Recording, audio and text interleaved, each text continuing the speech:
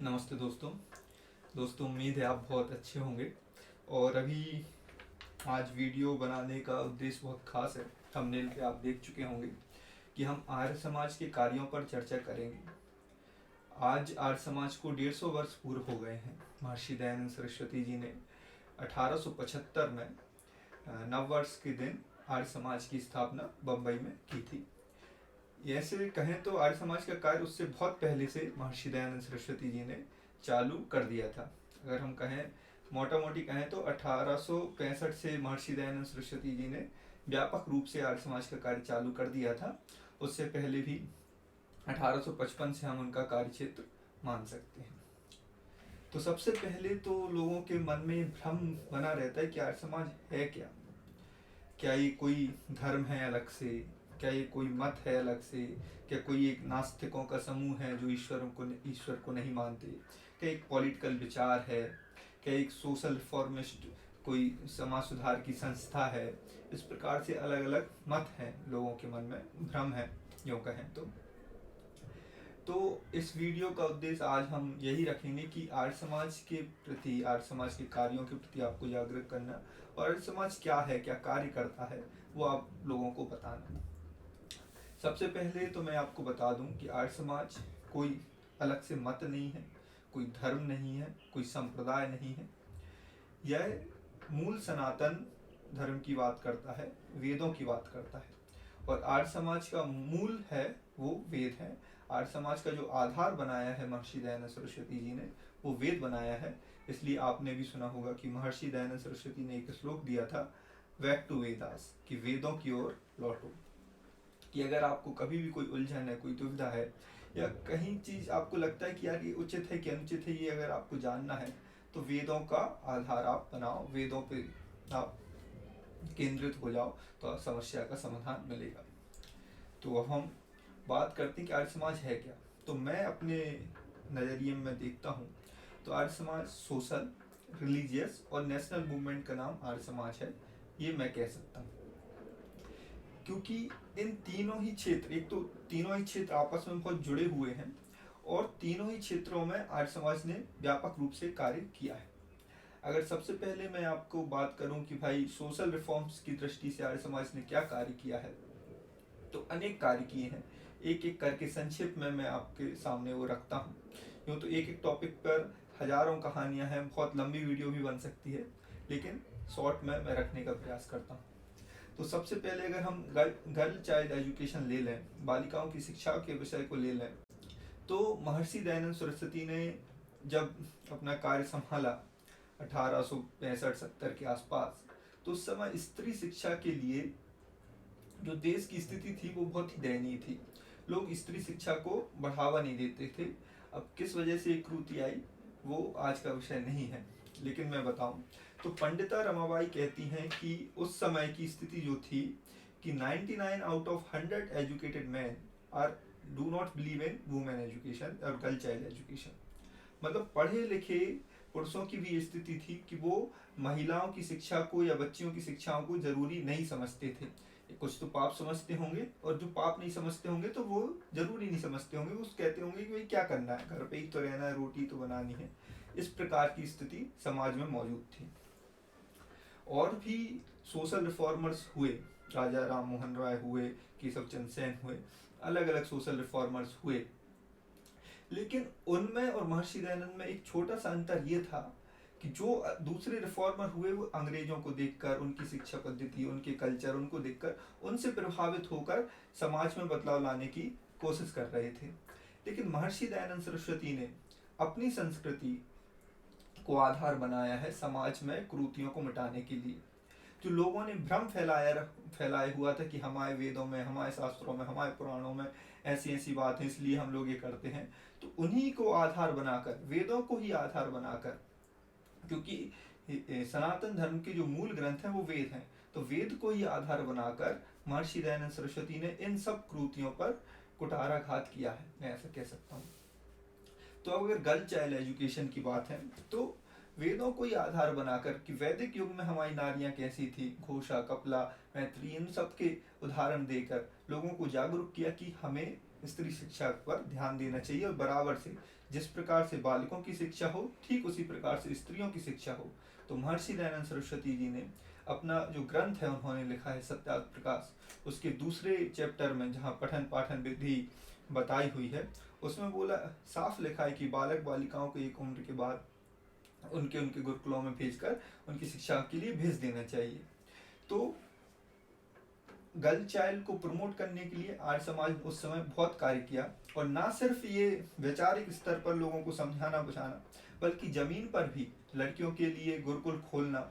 तो लाला देवराज जी हुए हैं, उन्होंने 1886 में ये जालंधर जिले में आर्य कन्या पाठशाला की स्थापना करी, अपनी बच्चियों को वहाँ पढ़ाया।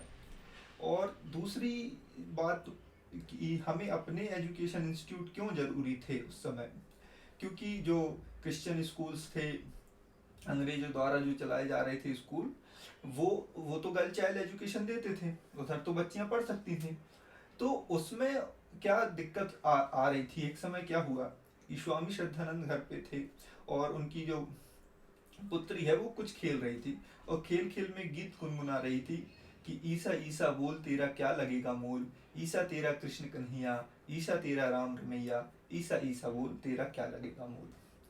तो उस समय स्वामी श्रद्धानंद सरस्वती जी ने ये बात पहचानी कि ये शिक्षा के नाम पर कुछ और भी कार्य इन स्कूलों में हो रहा है, चाहे वो धीरे धीरे अपने ईसाई धर्म की शिक्षा बच्चों को देना और अपने हिंदू धर्म से या सनातन धर्म से उनको धीरे धीरे अलग करना, ये सारे कार्य भी उन स्कूलों में चल रहे थे। तो इस दृष्टि से भी हमारे स्कूल होने की बहुत आवश्यकता थी। तो उसी श्रृंखला में फिर लाला लाजपत राय हुए, पंडित लेखराम हुए, लाला हंसराज हुए, तो उन्होंने डीएवी स्कूलों की स्थापना करी। आप जानते होंगे दयानंद एंग्लो वैदिक स्कूल आज देश में बहुत जगह हैं, तो उनका भी स्थापना की गई।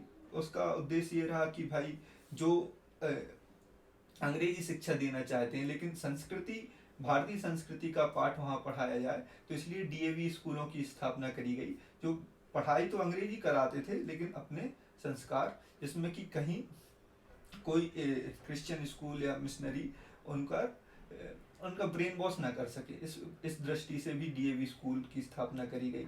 और भगत सिंह हों, सुखदेव हों, राजगुरु हों, ये सब उसी स्कूलों की उपज है, मैं ऐसा कह सकता हूँ आपको। तो इस दृष्टि में एजुकेशन की फील्ड में आर्य समाज ने एक व्यापक कार्य किया, आज भी कर रहा है। और ये तो नॉर्मल एजुकेशन की बात हो गई है, और आज की हम समय में देखते हैं कि नॉर्मल एजुकेशन जो है वो सब लोग अपनी बच्चियों को देते हैं। कहीं बहुत कम ऐसे कोई क्षेत्र होंगे जहां आज भी बच्चियों की शिक्षा को ना मतलब ऐसा समझा जाता हो कि यार इनको क्या क्या पढ़ाना है या वो सब। लेकिन आज भी आप जब ये धार्मिक शिक्षा की बात आती है, वेदों की पढ़ने की बात आती है, गायत्री मंत्र बोलने की बात आती है, तो आज भी आपको देखना रूढ़िवादी लोग मिल जाएंगे। चाहे अपने बागेश्वर धाम ले लो या कोई भी बड़े बड़े आचार्य ले लो, शंकराचार्य ले लो, वो भी आज भी वो कहते हैं कि भाई स्त्रियों को वेद पढ़ने का अधिकार नहीं है, इनको गायत्री मंत्र बोलने का अधिकार नहीं है, और कुछ भी अपने बिना सिर पैर के लॉजिक उसमें देते रहेंगे। तो जब ये आज की ऐसी स्थिति है तो उस समय क्या स्थिति रही होगी, ये हमें सोचना चाहिए। और उस समय ही गुरुकुलों की स्थापना करके बच्चियों को न वेद शास्त्र सब पढ़ाना, और बनारस में गुरुकुलों की स्थापना करना, हरिद्वार में गुरुकुलों की स्थापना करना, आज भी अगर हम देखें तो एकमात्र आर्य समाज ऐसी संस्था है जहाँ के गुरुकुलों में बच्चियों को वेद पाठ कराया जाता है, वेदों की शिक्षाएं दी जाती हैं। आज भी दूसरे गुरुकुलों में यूँ तो बहुत कम है बच्चियों के गुरुकुल, अगर हैं भी तो उधर पर कथा वगैरह सिखाई जाएगी, वेद पाठ आज भी नहीं कराया जाता। तो इस दृष्टि से भी आर्य समाज ने बहुत कार्य किया। और जब मैं बात करता हूँ कि जब ये धार्मिक क्षेत्रों में पढ़ने को लेकर के जब ये बच्चियों के साथ भेदभाव या फिर किसी जाति के साथ भेदभाव, तो तब लोगों को, और इस भेदभाव का आधार किसी एक श्लोक को, किसी एक मंत्र को जो मिलावटी है, जो मूल ग्रंथों में है ही नहीं, मूल आर्ष ग्रंथों में है ही नहीं, उसको आधार बनाकर लोगों में ये भ्रमित किया गया कि भाई इनको इस चीज का अधिकार नहीं है।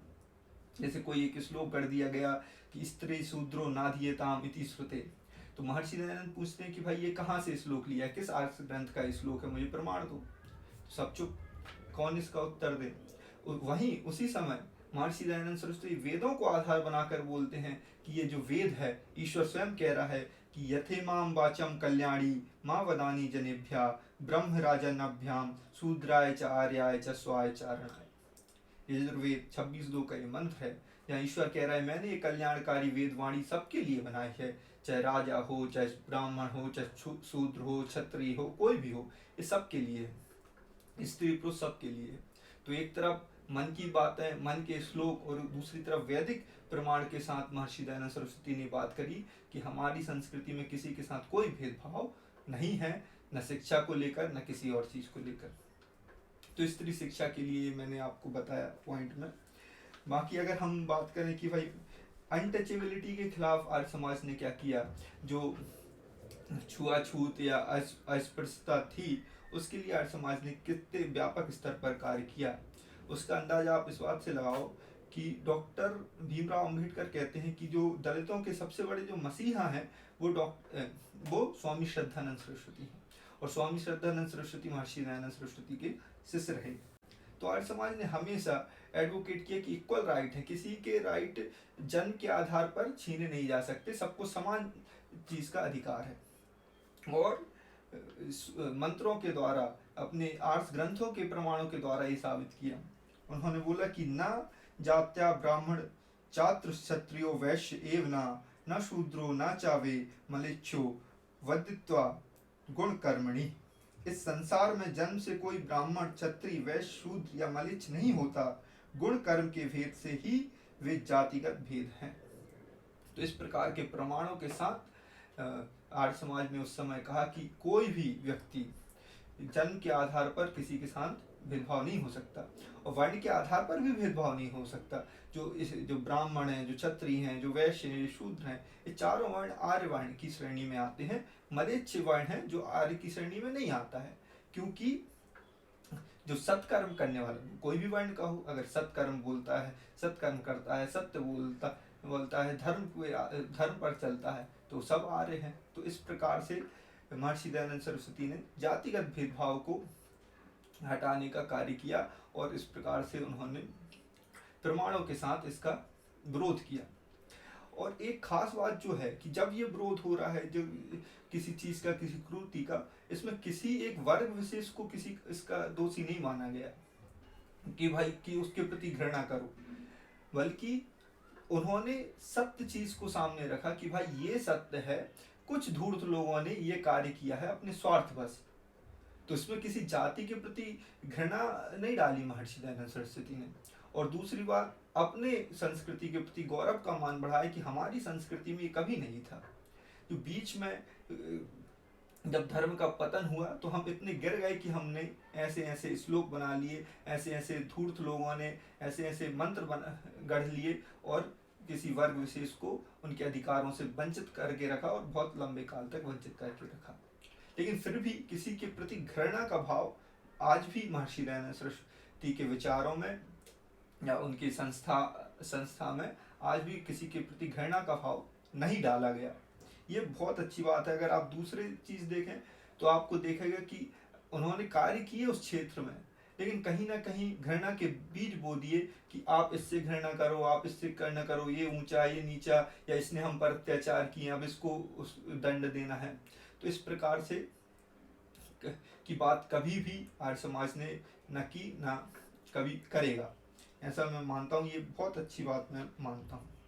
अब जब ये पैरोकार तो कर दिया कि भाई सब लोग समान हैं सब ये, लेकिन जमीन स्तर पर कार्य करने के लिए सबके लिए स्कूलों की व्यवस्था, गुरुकुलों की व्यवस्था, सब एक साथ बैठकर पढ़ेंगे, एक साथ बैठकर खाएंगे, एक साथ सब लोग सारे कार्य करेंगे। उसमें न कोई जाति देखी जाएगी, न कोई वर्ण देखा जाएगा, न कुछ देखा जाएगा, सब ईश्वर के पुत्र हैं, ये मानकर सबके लिए कार्य होगा। और ऐसे स्कूलों की व्यवस्था करी गई। स्वामी श्रद्धानंद सरस्वती ने 1902 में गुरुकुल कांगड़ी की स्थापना करी। करीब 200 एकड़ का वो कैंपस था, आज भी है। तो करीब 4-5 हजार बच्चे आज भी उसमें पढ़ रहे होंगे। तो ऐसे स्कूलों की, गुरुकुलों की व्यवस्था करी गई। मंदिरों में भी जब दलितों को प्रवेश नहीं दिया जाता था, या तो मंदिरों की स्थापना करी गई, मंदिरों में एंट्री के आंदोलन चलाए गए कि भाई सबको अधिकार है। और आज देखिए, आज कोई रोक सकता है किसी को किसी मंदिर में जाने से। एक समय था कि ये अपने काशी विश्वनाथ के मंदिर में दलितों की एंट्री नहीं थी, शूद्रों की एंट्री नहीं थी, लेकिन आज है। तो जो भी बुराई है, जो भी कुरीतियां हैं, उनको तो नष्ट होना ही पड़ेगा। लेकिन बात यह है कि मुझे ये लगता है कि जिस समाज ने, जिस संगठन ने, जिस गुरु ने उसके प्रति इतना पुरजोर कार्य किया उसको समाप्त करने के लिए, उसे हम कहीं ना कहीं आज भूल गए हैं। तो उसको याद रखना चाहिए, क्योंकि हम जब उनको याद रखेंगे तो उनके विचारों को देखते हुए और जल्दी से और अच्छे से, किसी के प्रति घृणा न करते हुए, इन कार्यों को कर पाएंगे, जिससे सामाजिक एकता बनी रहे। और दूसरी बात आप देखें, अनटचेबिलिटी को दूर करने के लिए फिर इंटरकास्ट मैरिज का प्रावधान लाया। आर्य समाज ने कहा कि अब इतने जातिवादी हो गए थे लोग, आज भी है, आज बताइए, आज भी इतने सालों बाद भी लोग अपनी ही जाति में विवाह, अपनी ही जाति में सारे संस्कार करते हैं। उस समय 1870-80 में महर्षि दयानंद सरस्वती इंटरकास्ट मैरिज की बात करते हैं कि जब तक अंतर जाति विवाह नहीं होंगे, ये डिस्क्रिमिनेशन कम नहीं होगा। इसलिए अंतर जाति विवाह को प्रमोट किया। उनके जो फॉलोअर्स थे, उन्होंने अब सबसे पहले उनको अपनाया कि भाई अंतर जाति विवाह हो। लेकिन आज तो ये इतना कठिन मुद्दा हो गया है कि आज आप देखेंगे तो आर्य समाज में भी कुछ लोग अपने आप को आर्य समाजी बोलेंगे कि भाई मैं जाति में नहीं मानता, इसमें नहीं मानता, उसमें नहीं मानता, लेकिन वो भी इंटरकास्ट मैरिज से हिचकिचाते हैं। तो ऐसा नहीं होना चाहिए। गुण कर्म स्वभाव के आधार पर ही लोगों को शादियां करनी चाहिए, ऐसा महर्षि दयानंद सरस्वती ने उस वक्त मत रखा था। और आज देखो, सरकारें इसको प्रमोट करने के लिए कुछ इनाम भी रखती हैं कि भाई आप इंटरकास्ट करोगे तो आपको 50,000 की राशि, ये सब कुछ दिया जाएगा। तो इतना मॉडर्न विचार उस समय महर्षि दयानंद सरस्वती ने रखा, जिससे कि ये जो दीवार उत्पन्न हो गई है इसको तोड़ा जा सके। दूसरी बात, जब आप देखेंगे कि ये दलित वर्ड आज हम यूज करते हैं कि भाई दलित वर्ग, तो ये पहले दलित वर्ग भी नहीं था, दलित नहीं बोलते थे, कोई लोग अछूत बोलते थे। महात्मा गांधी हरिजन बोलने लगे, हरिजन मतलब हरि के पुत्र। तो स्वामी श्रद्धानंद ने कहा कि भाई हरि के पुत्र तो सब हैं, कि दलित अकेले थोड़ी हैं, या जिनको आप बोल रहे हैं हरिजन से संबोधित कर, वो अकेले थोड़ी है, ब्राह्मण भी, क्षत्रिय भी, वैश्य भी, जो भी है, सब ईश्वर के पुत्र हैं। तो उस समय श्रद्धानंद जी ने ये वर्ड यूज किया दलित, जिसका दलन किया गया हो, जिसको दबाया गया हो सैकड़ों सालों से, उस वर्ग का नाम स्वामी श्रद्धानंद जी ने दलित दिया। और फिर इस वर्ड को प्रसारित हुआ ये वर्ड, और सब लोगों ने इसको एक्सेप्ट किया। और आज हम दलित उद्धारक बोलते हैं। डॉक्टर भीमराव अम्बेडकर जी को कार्य किया, लेकिन मुझे लगता है कहीं ना कहीं उसमें एक बीज ऐसा आ गया है कि जिससे एक वर्ग जो उनको बहुत अच्छे से मानता है, तो वो किसी से घृणा भी करने लगता है कि भाई इनको हम इनसे बदला लेना है या जो भी करना है। तो ये विचार आ गया है। लेकिन उसी समय डॉक्टर भीमराव अम्बेडकर कहते हैं कि स्वामी श्रद्धानंद दलितों के सबसे बड़े मसीहा रहे, क्योंकि उन्होंने बहुत कार्य किया उनके लिए। तो ये एक, और साथ ही साथ अगर मैं आपको बोलूं तो उस समय स्वामी श्रद्धानंद सरस्वती जी कांग्रेस में शामिल हो गए थे। तो कांग्रेस में जो अधिकारी वर्ग थे उनसे उन्होंने कहा, महात्मा गांधी से कहा कि आप सबसे बोलिए कि भाई जितने भी ये लोग हैं, ये अपने जो कर्मचारी रख रहे हैं ना, ये दलित वर्ग से के लोगों को अपने पास रखें, उनके साथ बैठें, खाए पिए, उठें, जिससे एक समाज में संदेश जाए कि भाई यहाँ छुआछूत नहीं मानते। लेकिन उस समय गांधी जी ने मना कर दिया कि यार ऐसा अगर हम कठोरता से किसी को बोलेंगे तो हो सकता है ये लोग संगठन को छोड़ दें या ये करें वो कर दें। तो हमें उसको भूलना नहीं चाहिए इन सारे कार्यों को। आज भी आप जाएंगे तो आर्य समाज के जितने भी मंदिर आप मिलेंगे, 60-70% जिनको कथा कथित आप आज के कानून के हिसाब से भी ST/SC में ही डाल के रखा है, लेकिन वेद के अनुसार अगर जो पढ़ ले, ज्ञान अर्जित कर ले, तो वो ब्राह्मण बन जाए, जो शरीर में बल लाकर कि क्षेत्रों की रक्षा करे, नागरिकों की रक्षा करे वो क्षत्रिय बन जाए, जो व्यापार करे वो वैश्य बन जाए, और जो इन तीनों की मदद करे, इनको सहायता करे, वो शूद्र है। तो इस प्रकार से आज आप कितना ही पढ़ लो, लेकिन आप एसटी हो, आप एससी हो, तो वो थोड़ा मुझे ऐसा लगता है कि इसमें बदलाव हो, जैसा भी हो। लेकिन ये कार्य आर्य समाज ने किया छुआछूत मिटाने का, और काफ़ी हद तक सफल भी रहा। आज भी हम देखते हैं कि आज भी बहुत हद तक ये मिट गया है। कुछ इसमें बचा हुआ है, वो इसी कारण से अभिमान बस बचा हुआ है कि किसी को लगता है यार अब वो हम पर अत्याचार करने लगे हैं, उनको एक्स्ट्रा राइट्स मिल गए, ये हो गया वो हो गया। तो समानता अगर सबको दे दी जाए तो ये खत्म हो जाएगा। तो ये अनटचेबिलिटी के खिलाफ आर्य समाज ने कार्य किया। अब एक और उस समय बहुत व्यापक रूप से कुप्रथा चलती थी, अभी भी कहीं कहीं आप उनको देख, कहीं कहीं अभी भी उसके पालन होता है उस कुप्रथा का। वो था कि बच्चों का जल्दी विवाह कर देना या बच्चों का विवाह कर देना। कई बार तो ऐसा होता था कि बच्चा पैदा नहीं हुआ है और पेट में ही बच्चे हैं, तो ऐसा तय हो गया कि अगर मेरी लड़की होगी तेरा लड़का हो गया, तेरी लड़की होगी मेरा लड़का होगा, तो हम इनकी शादी कर लेंगे। और अगर कोई एक मर गया तय होने के बाद, शादी होने से पहले ही बीच में ही किसी का पति मर गया, तो वो उस समय से विधवा हो जाती थी। ऐसी स्थिति समाज में मौजूद थी। फिर एक सती की कुप्रथा थी। तो इन सारी कुप्रथाओं के खिलाफ आर्य समाज ने आंदोलन किया कि भाई ये सारी अवैधिक मान्यता हैं। बच्चों का जल्दी उम्र में विवाह कर देना या सती कर देना, किसी वजह से कुप्रथा हमारी संस्कृति में जुड़ गई, लेकिन ये हमारी संस्कृति का हिस्सा नहीं है, ये लोगों को बताया। राजा राम मोहन रॉय ने सती प्रथा के खिलाफ कार्य किया। लेकिन मैं हमेशा ये बात कहता हूँ, बार बार दोहरा रहा हूँ कि महर्षि दयानंद सरस्वती ने जो कार्य किया, वो अपनी संस्कृति को आधार मानकर, अपनी संस्कृति को श्रेष्ठ बताकर, प्रमाणों के साथ उसका क्या कि भाई हमारी संस्कृति में कुप्रथा आई है, इसको हमें मिटाना है, इसको हमें भगाना है। तो इससे हमारे पूर्वजों के खिलाफ या हमें अपनी सभ्यता के खिलाफ हीन भावना नहीं पैदा हुई, हमें गौरव का अनुभव हुआ कि भाई हम इतने अच्छी संस्कृति समाज से आए थे, हम पतन में चले गए हैं, हमें फिर से वहाँ पहुँचना है। तो इसलिए आर्य समाज ने बच्चों की चाइल्ड मैरिज एजुकेशन का पुरजोर विरोध किया, और आपने एक शारदा एक्ट बना, उसके पीछे हरविलास शारदा जी जो आर्य समाज में महर्षि दयानंद सरस्वती के शिष्य ही थे, और स्वामी दयानंद सरस्वती जी ने जो परोपकारिणी सभा निर्माण की थी उसके सदस्य रहे। तो जज थे उस समय 1829-30 में, उन्होंने एक एक्ट पास कराया कि बच्चियों का विवाह जो है, बच्चियों का विवाह 16 साल की उम्र से पहले नहीं होगा। बहुत बड़ी बात थी उस समय, और इसके पीछे आर्य समाज ने भूमि तैयार करी, लोगों को जागरूक किया कि भाई छोटी उम्र में अगर हम बच्चों का विवाह कर देते हैं तो भाई इससे क्या होता है।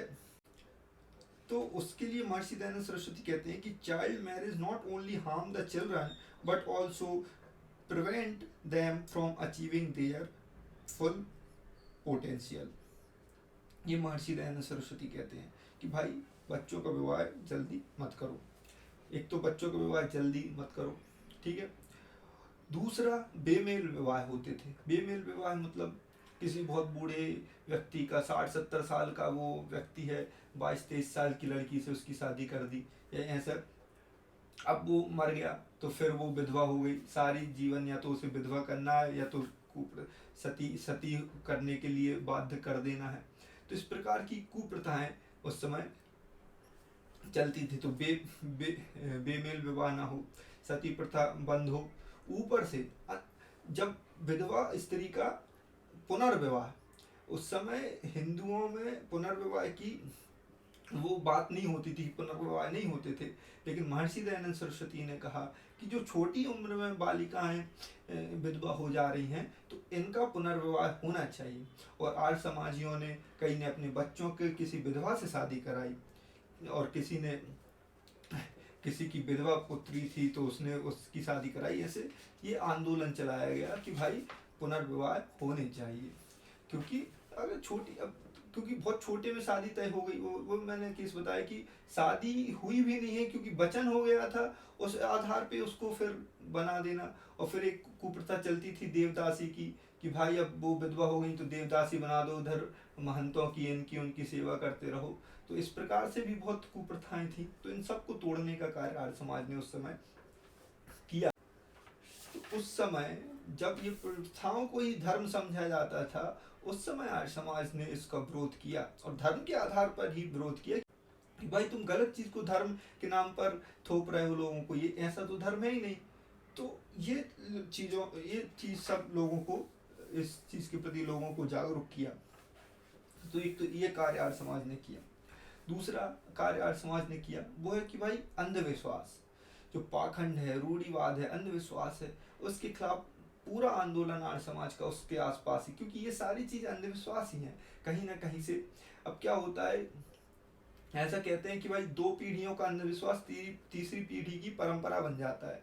किसी ने किसी से पूछा है, कभी कोई चीज होती थी, किसी कारणवश होती थी, आज वो अंधविश्वास हो गई परंपरा। भाई रात में नाखून मत काटो, ये मत करो, वो मत करो।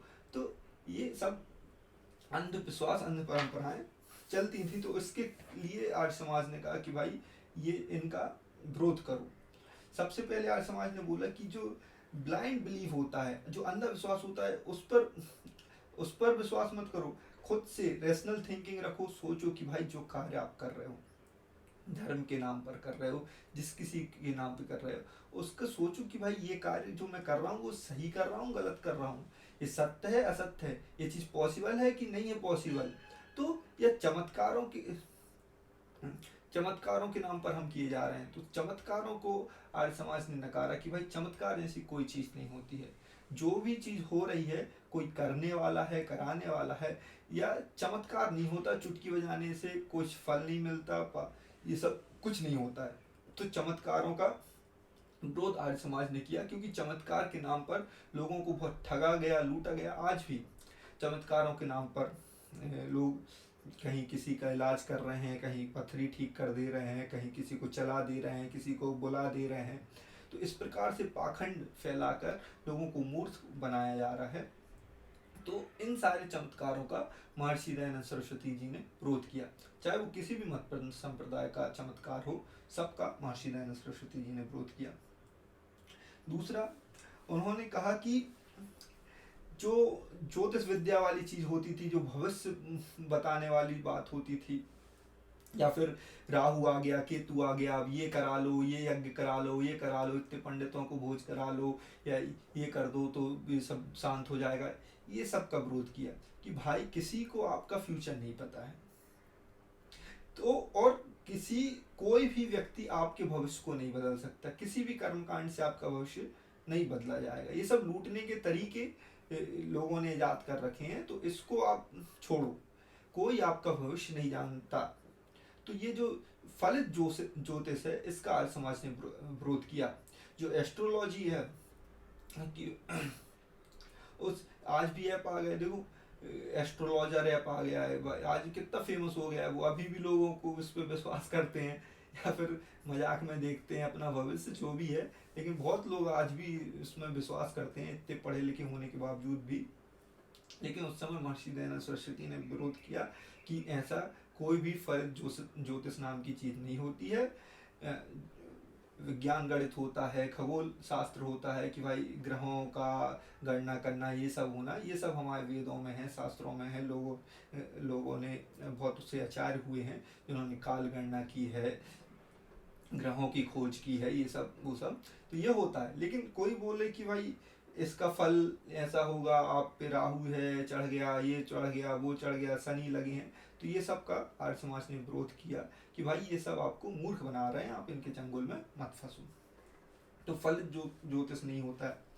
दूसरा कि भाई ईश्वर एक है, अलग अलग ईश्वरों के नाम पर हम लड़ रहे हैं। समाज में इतना भेदभाव हमने उत्पन्न करके रखा है।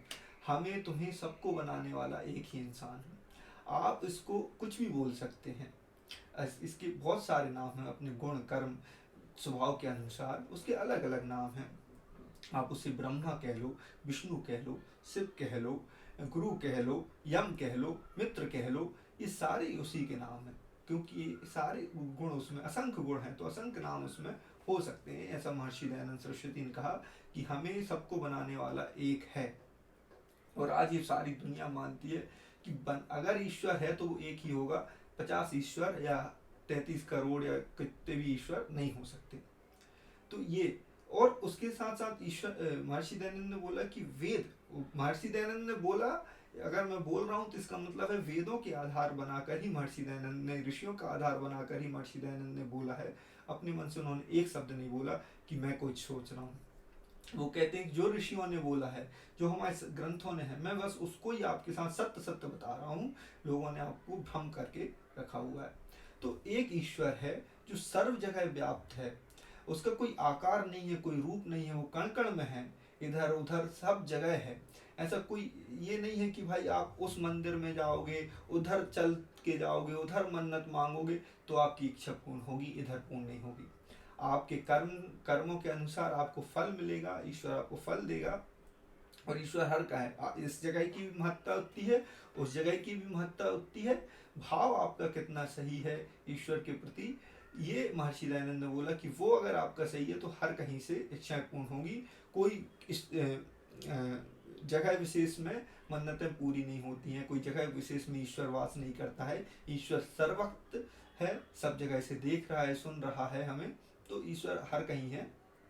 तो आप ऐसा मानो कि ईश्वर हर कहीं है और उस अनुसार आचरण करो। तो ये महर्षि दयानंद ने बोला। कहा कि ईश्वर कभी अवतार नहीं लेता, ये आर्य समाज ने बोला। किसके आधार पर बोला? वेद के आधार पर, कि जब ईश्वर हर जगह मौजूद है तो उसे अवतार लेने की जरूरत नहीं।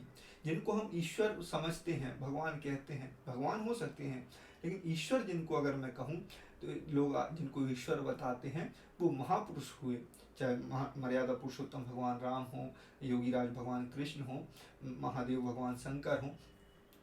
तो ये सब महापुरुष हुए जिन्होंने अपने योग बल से, अपने कर्मों से, अपने विचारों से, अपने कार्यों से उस उपाधि को प्राप्त किया कि आज हम उन्हें ईश्वर की श्रेणी में रखते हैं, भगवान की श्रेणी में रखते हैं। लेकिन ईश्वर कभी अवतार नहीं लेता।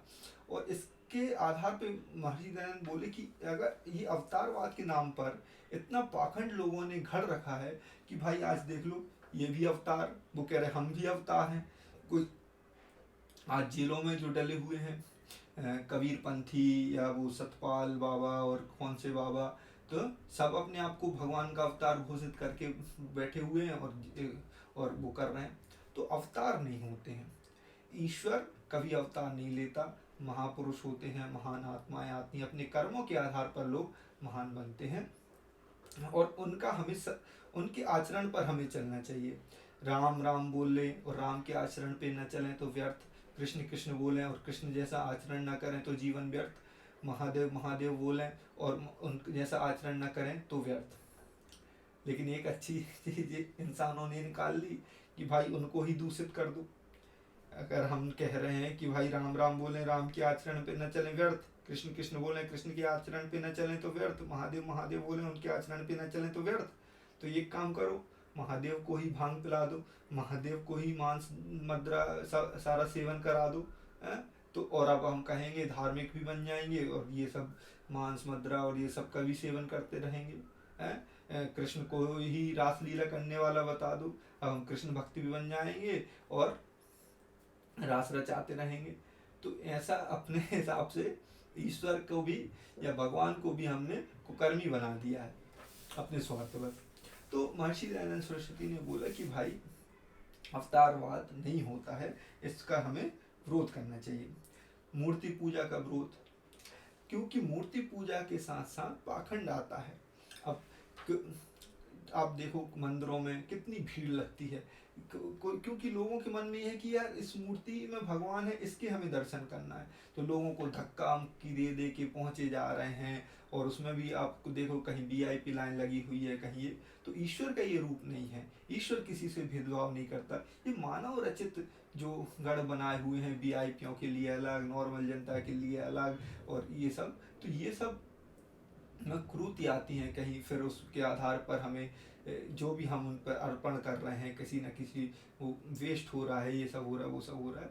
तो ये इसका भी विरोध किया कि भाई ईश्वर की पूजा अगर करनी है तो आप ईश्वर की पूजा शांति से उपासना, अष्टांग योग के द्वारा ईश्वर की उपासना होती है। कोई भी बाहरी साधन से ईश्वर की उपासना नहीं की जा सकती, महर्षि दयानंद सरस्वती बोलते हैं।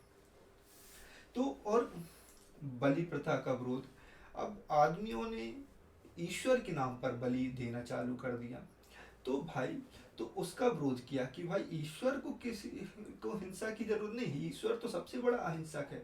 जो अहिंसक है तो वो क्यों चाहेगा कि उसके जो पुत्र हैं, हम सब उनके पुत्र हैं, वो हिंसक हो जाए, मुझे खुश करने के लिए किसी की बलि दें, किसी बेजुबान को मारें काटें। तो बलि प्रथा का विरोध किया। किसी किसी ने शास्त्रों के आधार पे बना दिया। आज मैं देखता हूँ बहुत फेमस आचार्य हैं, महामंडलेश्वर तो नहीं, महामंडलेश्वर से भी जो ऊंचे आचार्य, अखाड़े के आचार्य हैं, वो कहते हैं कि भाई बलि प्रथा तो सदियों से चली, अनादि है, अनादिकाल से चली आ रही है। तो ऐसे ऐसे लोग जब बात करते हैं तो उसका क्या कहा जा सकता है।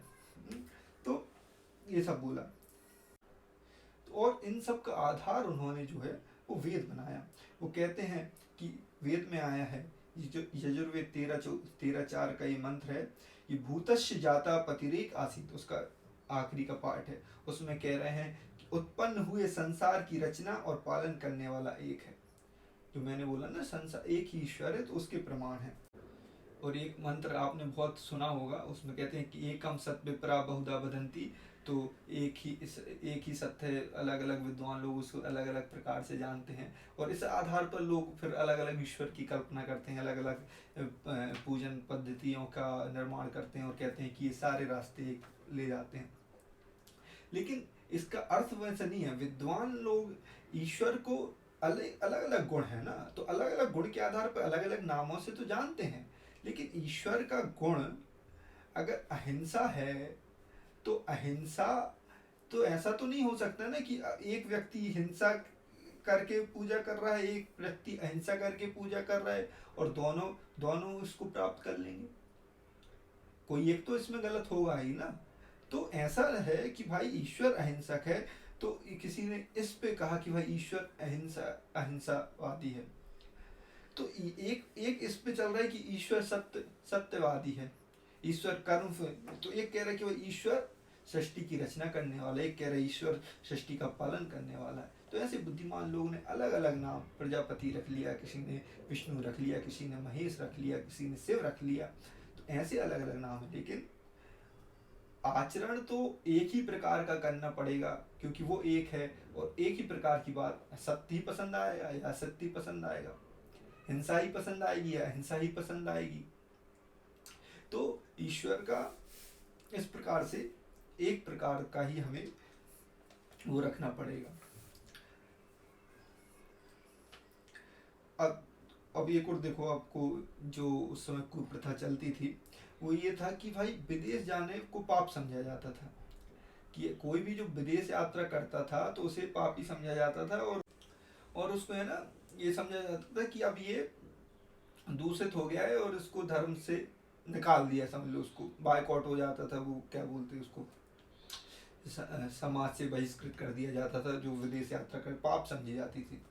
आपने रामानुजन के जीवन में भी ये घटना आई, जब वो बाहर जाने, बहुत हिचकिचाहट थी उनके मन में कि यार बाहर जाऊंगा, ब्राह्मण थे वो, पाप समझा जाता था, लेकिन वो गए। तो इस प्रकार की कुप्रथाएं चलती थी। महर्षि दयानंद ने इन सारी कुप्रथाओं का विरोध किया और कहा कि भाई हम तो, जब ये हमारा चक्रवर्ती राज्य था, पूरे संसार में जब हम राज्य करते थे, तो हम लोग हर दृष्टि से बाहर जाते थे राज करने के लिए, व्यापार करने के लिए। तो ये सब तो कुप्रथाएं हैं जो आप लोग मान के बैठे हो कि भाई नहीं, इधर से अगर समुद्र पार करेगा तो मलेच्छ हो जाएगा, ये हो जाएगा, वो हो जाएगा। तो इन सब का विरोध महर्षि दयानंद सरस्वती ने किया। और आज देखो पूरे देश दुनिया में हर कहीं आपको भारतीय मिल जाएंगे, आज उसको पाप नहीं माना जाता। तो ये सारी, इन सब के पीछे किसी संस्था ने कार्य किया है, इतनी सारी चीज़ों के पीछे तो आर्य समाज ने कार्य किया है, निरंतर कर रहा है। थोड़ा धीमा हो गया है कार्य, वो मैं मानता हूँ, लेकिन इसमें गति आएगी अगर आप लोग इससे जुड़ेंगे तो ये सारे कार्य भी आर्य समाज ने किए कि भाई ये छोटी छोटी जो मान्यताएं बन गई। दूसरा, शुद्धि करना। तो अब एक बार कोई अपना धर्म परिवर्तित कर लेता था किसी कारणवश, या तो दबाव में कर लिया, या धन के कारण कर लिया, या भूल में कर लिया, और वो वापस हिंदू धर्म में आना चाह रहा है, तो वो कोई ऐसा तरीका नहीं था कि उन्हें वापस हिंदू धर्म में लाया जाए। तो और इसको पाप भी समझा जाता था कि नहीं, एक बार जो धर्म छोड़ दिया, ने छोड़ दिया, ऐसी मान्यता हो गई थी। तो उसके लिए महर्षि दयानंद सरस्वती ने शुद्धि कार्य किया। आप स्वामी श्रद्धानंद सरस्वती जी ने तो लाखों की संख्या में जो लोग घर वापसी करना चाहते थे उनकी शुद्धि सभा का निर्माण किया, और लाखों की संख्या में उनका शुद्धि कराई, और पुनः उनको सनातन धर्म से जोड़ा। इस कारण उनकी हत्या भी कर दी गई बाद में। तो ये कार्य किया। और एक कश्मीर में स्वामी श्रद्धानंद शुद्धि करना चाहते थे, तो एक घटना ये घटती कि उधर बहुत सारे लोग तैयार थे सनातन धर्म को अपनाने के लिए, लेकिन उधर उस समय के पंडित जाकर झेलम नदी में खड़े हो गए कि भाई अगर ये स्वामी श्रद्धानंद शुद्धि कराएगा तो हम सब इधर जान दे देंगे इसमें डूब के, और राजा को बोला कि तुम्हें ब्रह्म हत्या का पाप लगेगा। इस प्रकार से बातें हुई, और फिर वो कार्यक्रम रोक दिया गया, और बाद में स्थिति आप देख रहे हैं उधर क्या हुई। तो इन सारी चीज़ों का कहा कि भाई शुद्धि, जो व्यक्ति अपने मन से, अपने विचार से अगर किसी आना चाह रहा है तो उसको स्वीकार करना हमारा कर्तव्य है, हमारा धर्म, हमें उसको स्वीकार करना चाहिए। तो ये महर्षि दयानंद सरस्वती ने और उनके शिष्यों ने, आर्य समाज ने इस पे भी कार्य किया। दूसरा ये कि भाई जो कुंडली वगैरह बनाते हैं अपन लोग जब पैदा होते हैं, तो शादियों में उनका मिलान कराना कि भाई गुण कितने मिल रहे हैं, नहीं मिल रहे, ये सब वो सब, तो इसका विरोध किया कि भाई कुंडलियों को मत मिलाओ, आप गुण कर्म स्वभाव मिलाओ, कि भाई हमारी बच्ची, हमारे बच्चे के जो गुण हैं, जो कर्म हैं, जो स्वभाव हैं, जो प्रोफेशन है, वो मिल रहा है कि नहीं मिल रहा, दोनों की आपस में बनेगी कि नहीं बनेगी। तो इस प्रकार से बात हुई। गोत्र का विरोध नहीं किया, क्योंकि गोत्र साइंटिफिक है, वो डीएनए का उसमें पड़ता है कि भाई एक ही गोत्रों में शादी नहीं होनी चाहिए, उससे डिफिशियंसी आती है, तो उसका नहीं। लेकिन जो कुंडली, जो ग्रह नक्षत्रों के जन्म इस दिन हुआ, इतने बजे हुआ, इस आधार पर जो कुंडली बनाई जाती है, तो उसका विरोध किया कि ये सब फालतू की चीज़ है, ऐसा नहीं करना चाहिए। इससे अच्छा है कि भाई वैद्यों से मिल के उनकी जांच कराओ कि भाई ये इनका स्वास्थ्य ठीक है, नहीं है, वो है, और उस आधार पर भी शादियां कराओ। तो ये महर्षि दयानंद सरस्वती ने उस समय बोला। दूसरा, देवदासी प्रथा तो मैंने आपको बताई दी थी, बच्चियों को देवता के नाम पर देवदासी बना लिया जाता था, फिर महंतों की, इनकी उनकी सेवा पे उनका, और दुष्कर्म भी होता था, दुराचार भी होता था कई बार। तो ऐसी ऐसी कुप्रथाएं चलती थी, तो उसका विरोध किया। तीसरी बोल रहा हूँ मैं, पता नहीं कितनी कृतियाँ मैंने गिनवा दी, और कुछ तो मैं लिखना भूल ही गया होऊंगा, लेकिन ठीक है। एक है कि भाई कभी भी आपके पाप क्षमा नहीं होते हैं। ये बात महर्षि दयानंद सरस्वती ने बोली लोगों को कि किसी भी, कोई भी पाप आपने कभी भी किया हो, वो कुछ भी, कितना भी बड़ा पुण्य कर लो आप, वो क्षमा नहीं होगा, उस पाप का दंड आपको मिलेगा ही मिलेगा। तो इसके लिए एक श्लोक आता है कि अवश्य में भोक्तव्यम कृतम कर्म शुभाशुभम, न भुक्तम चेते कर्म कल्पकोटि सतेरपि। तो इसका अर्थ ये कि अवश्य ही भोगने पड़ते हैं कर्म, जो आपने शुभ किए हों, अशुभ किए हों, सबको भोगना ही पड़ता है, बिना भोगे कर्म नष्ट नहीं होते। तो अगर आज महाकुंभ अभी अभी गुजरा है, कोई कह रहा है 60 करोड़ 65 करोड़ लोग स्नान कराए हैं, और सबके पाप, 60 करोड़ लोगों के पाप धुल गए हैं, तो ऐसी भ्रांतियां जिन्होंने फैलाई कि भाई एक डुबकी लगाने से आपके किए हुए सारे पाप धुल जाएंगे, तो इनका विरोध किया महर्षि दयानंद सरस्वती ने।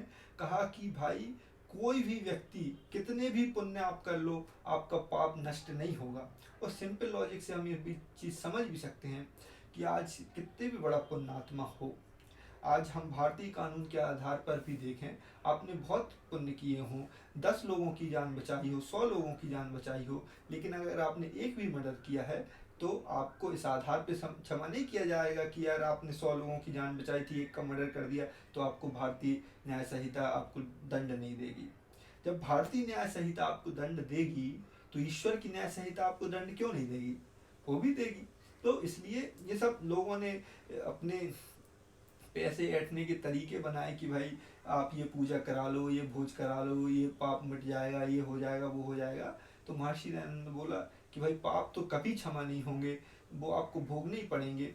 आप आज से नया जीवन स्टार्ट कर सकते हो, ये पाप खत्म हो जाएंगे, अभी आप पुण्य करो, पुण्य को संचित करो, है ना।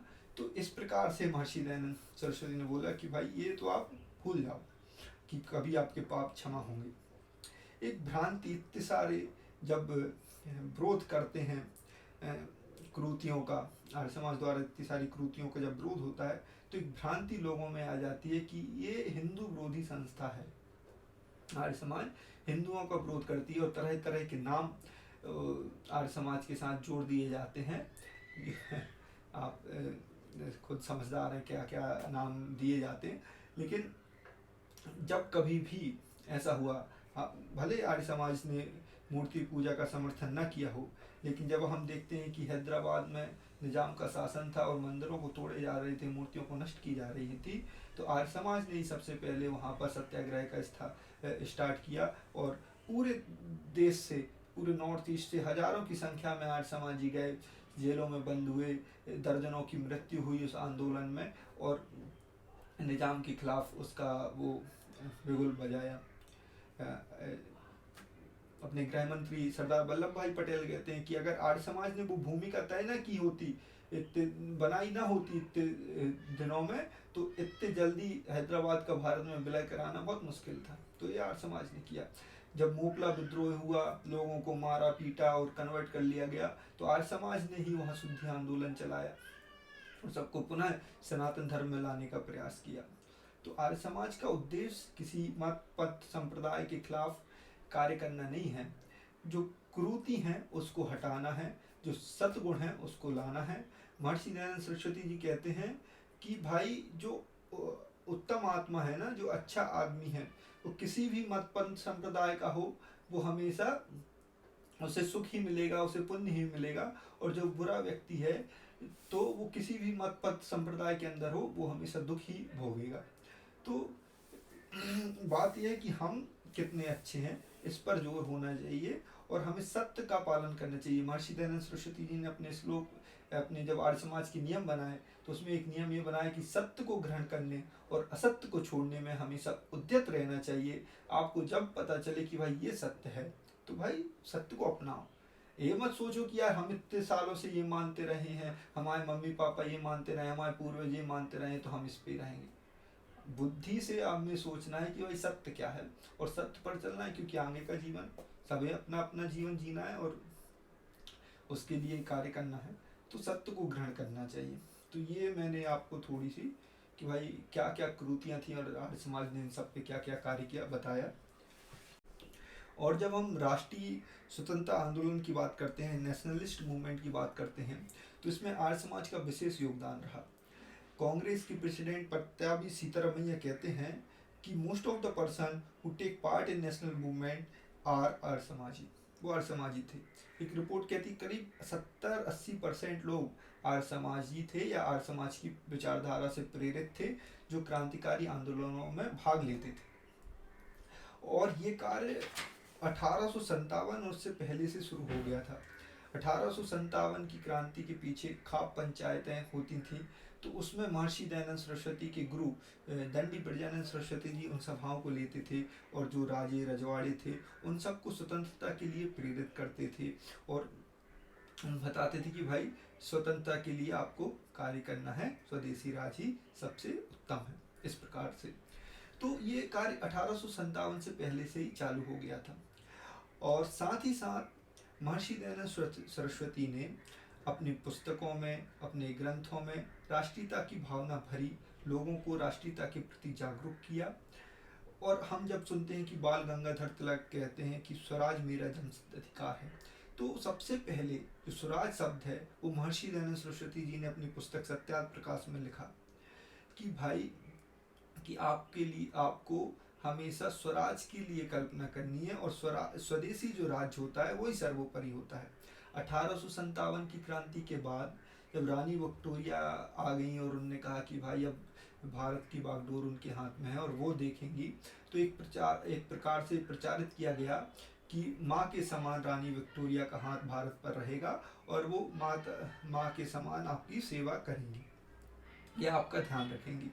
उस समय महर्षि दयानंद सरस्वती जी ने अपनी पुस्तक में लिखा कि कोई भी राज्य, विदेशी राज्य, चाहे वो माता पिता के समान ही सुखदायक क्यों ना हो, लेकिन वह स्वदेशी राज्य से बेहतर नहीं हो सकता, कि स्वदेशी राज्य ही सर्वोपरि होता है।